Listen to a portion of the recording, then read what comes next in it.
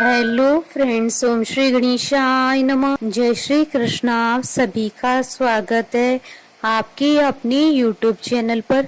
Friends, आज हम आपको इस वीडियो में बताने जा रहे हैं अश्विन मास की कृष्ण पक्ष की इंदिरा एकादशी, जिसे पितृ एकादशी के नाम से भी जाना जाता है, कि पौराणिक व्रत कथा, पूजा विधि, व्रत के नियम, महत्व, शुभ मुहूर्त और इंदिरा एकादशी के दिन सर्व कार्यों की सिद्धि के लिए किए जाने वाले उपायों के बारे में। फ्रेंड्स, वीडियो शुरू करने से पहले आपसे रिक्वेस्ट है, अगर आप हमारे चैनल पर नए हैं और आपने अभी तक चैनल को सब्सक्राइब नहीं किया है तो प्लीज सब्सक्राइब कीजिएगा चैनल को, साथ ही प्रेस कीजिएगा बेल आइकन को, जिससे नए वीडियो से रिलेटेड नोटिफिकेशन आपको तुरंत प्राप्त हो सके।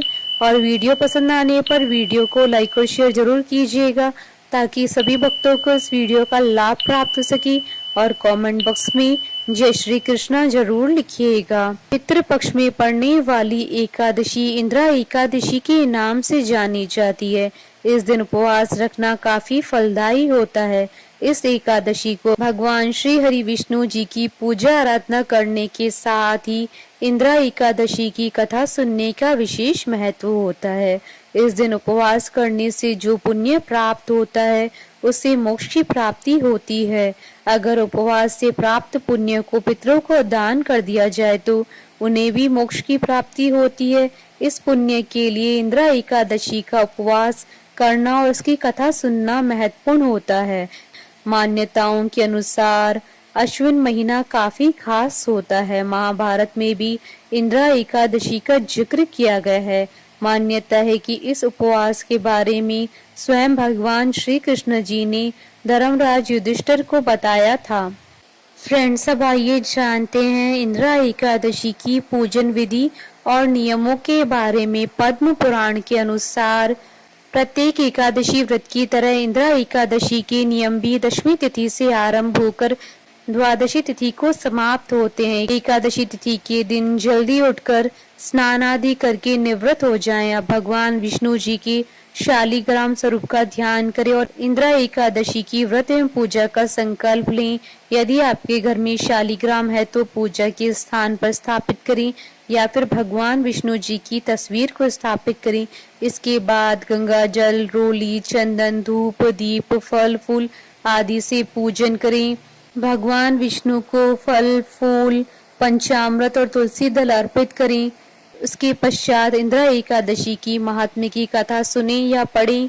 इस दिन विष्णु सहस्त्र नाम का पाठ करना बेहद फलदायी माना जाता है।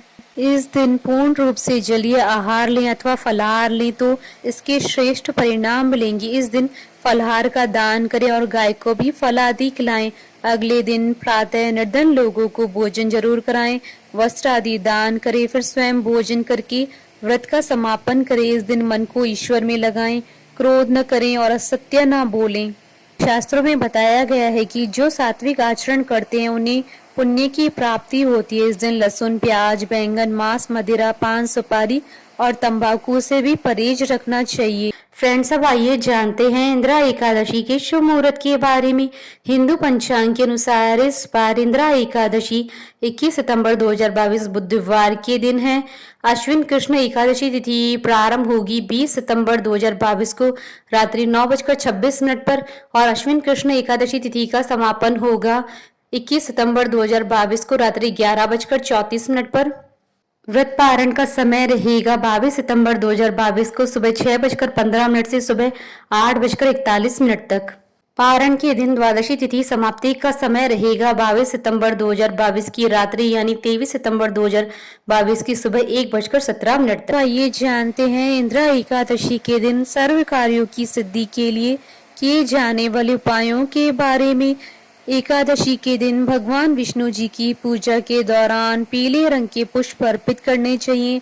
मान्यता है कि ऐसा करने से मनोकामना पूरी हो जाती है। एकादशी के दिन गाय के घी का दीपक शाम को तुलसी जी के सामने जलाना चाहिए। मान्यता है कि ऐसा करने से घर में सुख शांति बनी रहती है। एकादशी के दिन पीले रंग के वस्त्र, अनाज और फल अर्पित करने चाहिए। बाद में यह सब चीजें गरीबों को दान करनी चाहिए। मान्यता है कि ऐसा करने से भगवान विष्णु जी की कृपा हमेशा आप पर बनी रहती है। मान्यता है कि पीपल के पेड़ में भगवान विष्णु जी का वास होता है। एकादशी के दिन पीपल के पेड़ पर जल अर्पित करने से आर्थिक स्थिति सुधरने के साथ साथ कर्ज से मुक्ति मिलती है।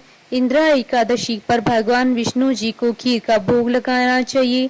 खीर में तुलसी के पत्ते भी डालकर भोग लगाएं। इससे घर में शांति बनी रहती है और परिजनों के बीच भाईचारा बना रहता है। फ्रेंड्स, अब आइए प्रारंभ करें इंदिरा एकादशी की कथा। धर्मराज युधिष्ठिर कहने लगे कि हे भगवान, अश्विन कृष्ण एकादशी का क्या नाम है, इसकी विधि तथा फल क्या है, सो आप कृपा कर कर कहिए। भगवान श्री कृष्ण कहने लगे कि इस एकादशी का नाम इंद्रा है। यह एकादशी पापों को नष्ट करने वाली तथा पितरों को अधोगति से मुक्ति देने वाली होती है। हे राजन, ध्यान पूर्वक इसकी कथा सुनो। इसके सुनने मात्र से ही वाजपेयी यज्ञ का फल मिलता है। प्राचीन काल में सतयुग के समय में महिष्मती नाम की एक नगरी में इंद्रसेन नाम का एक प्रतापी राजा धर्म पूर्वक अपनी प्रजा का पालन करते हुए शासन करता था। वह राजा पुत्र पौत्र और धन आदि से संपन्न और विष्णु जी का परम भक्त था। एक दिन जब राजा सुख पूर्वक अपनी सभा में बैठा था तो आकाश मार्ग से महर्षि नारद उतरकर उनकी सभा में आए। राजा उन्हें देखते ही हाथ जोड़कर खड़े हो गए और विधि पूर्वक आसन व अर्घ्य दिया। सुख से बैठकर मुनि ने राजा से पूछा कि हे राजन, आपके सातों अंग कुशल पूर्वक तो हैं, तुम्हारी बुद्धि धर्म में और तुम्हारा मन विष्णु भक्ति में तो रहता है। देवर्षि नारद की ऐसी बातें सुनकर राजा ने कहा, हे महर्षि, आपकी कृपा से मेरे राज्य में सब कुछ कुशल है तथा मेरे यहाँ यज्ञ आदि कर्म सुकृत हो रहे हैं। आप कृपा करके अपने आगमन का कारण कहिए। तब ऋषि कहने लगे कि हे राजन, आप आश्रय देने वाले मेरे वचनों को सुनो। मैं एक समय ब्रह्मलोक से यमलोक को गया। वहाँ श्रद्धा पूर्वक यमराज से पूजित होकर मैंने धर्मशील और सत्यवान धर्मराज की प्रशंसा की। उसी यमराज की सभा में महान ज्ञानी और धर्मात्मा तुम्हारे पिता को एकादशी का व्रत भंग होने के कारण देखा। उन्होंने संदेशा दिया है, सो मैं तुम्हें कहता हूँ। उन्होंने कहा कि पूर्व जन्म में कोई विघ्न हो जाने के कारण मैं यमराज के निकट रह रहा हूँ। सो हे पुत्र, यदि तुम अश्विन कृष्ण इंदिरा एकादशी का व्रत मेरे निमित्त करो तो मुझे स्वर्ग की प्राप्ति होगी। इतना सुनकर राजा कहने लगा कि हे महर्षि, आप इस व्रत की विधि मुझसे कहिए। नारद जी कहने लगे कि अश्विन मास की कृष्ण पक्ष की दशमी तिथि के दिन प्रातः काल श्रद्धा पूर्वक स्नान आदि से निवृत्त होकर पुनः दोपहर को नदी आदि में जाकर स्नान करें। फिर श्रद्धा भाव से पितरों का श्राद्ध करें और एक बार भोजन करे। प्रातः काल होने पर एकादशी के दिन दांतोन आदि करके स्नान करे। फिर व्रत के नियमों को भक्ति पूर्वक ग्रहण करता हुआ प्रतिज्ञा करे कि मैं आज संपूर्ण भोगों का त्याग कर निराहार एकादशी का व्रत करूंगा। हे अच्युत, हे पुंडरीकाक्ष, मैं आपकी शरण में हूँ, आप मेरी रक्षा कीजिए। इस प्रकार नियम पूर्वक शालिग्राम की मूर्ति के आगे विधि पूर्वक श्राद्ध करके योग्य ब्राह्मणों को फलहार का भोजन कराएं और दक्षिणा दे। पितरों की श्राद्ध से जो कुछ बच जाए उसको सूंघ कर गो को दें तथा धूप दीप गंध पुष्प नेवद आदि सब सामग्री से ऋषिकेश भगवान का पूजन करें। रात में भगवान के निकट जागरण करें। इसके पश्चात द्वादशी के दिन प्रातः काल होने पर भगवान का पूजन करके ब्राह्मणों को भोजन कराएं। भाई बंधुओं, स्त्री और पुत्र सहित आप भी मौन होकर भोजन करिए। नारद जी कहने लगे कि हे राजन, इस विधि से यदि तुम आलस्य रहित होकर इस एकादशी का व्रत करोगे तो तुम्हारे पिता अवश्य ही स्वर्गलोक को जाएंगे। इतना कहकर नारद जी अंतर ध्यान हो गए।